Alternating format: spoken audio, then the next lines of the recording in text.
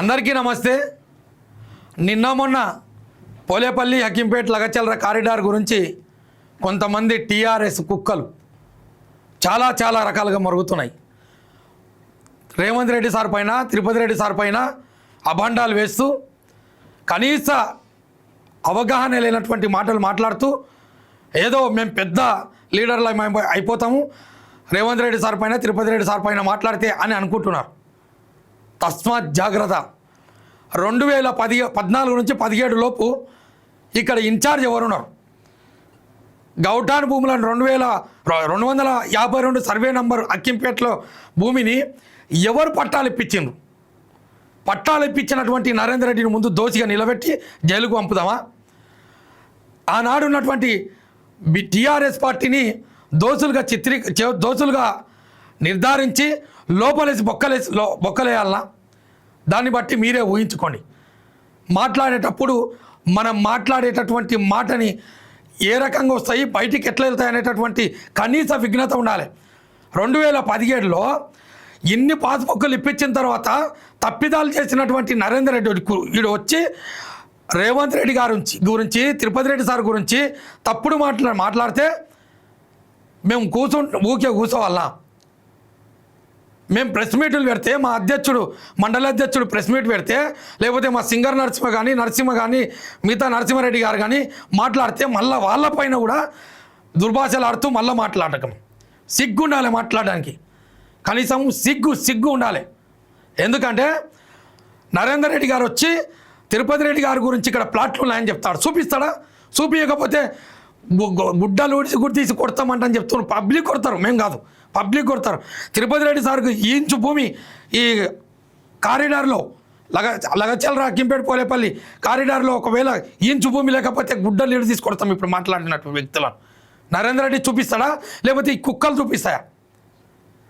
మాట్లాడేటప్పుడు కనీసం అన్నం తినేటటువంటి మాటలు ఉండాలి. ఏదో వెనకటికి మా నాయకులు చేసిండ్రు, ప్రతి ఒక్క దగ్గర వసూలు చేసిండ్రు, ఉస్కాలో కానీ, లేకపోతే మైనింగ్లో కానీ, లేకపోతే పెట్రోల్ బంకులలో కానీ ప్రతి ఒక్క దగ్గర చేసిండ్రు, రైస్ మిల్లులలో కానీ. ఇప్పుడు కూడా వీళ్ళు అట్లేం చేస్తున్నారు అనుకుంటారేమో. ఒక్క రూపాయి, ఒక్క నయా పైసా కానీ కొడంగల్ కాన్స్టిట్యున్సీ నుంచి తిరుపతి రెడ్డి గారు కానీ, రేవంత్ రెడ్డి గారు కానీ ఒక్క పైసా ఆశించలే. ఎవరితో తీసుకున్నట్లు నిరూపిస్తారా?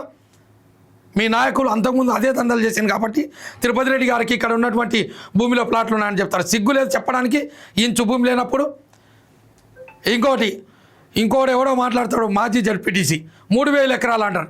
ఇక్కడ ఉన్నదే 1350 ఎకరాలు రా నాయన. ఫస్ట్ ఈ నోటిఫికేషన్ ఇచ్చింది, దాంట్లో 1290 చిల్లరనేమో తీసుకున్నారు.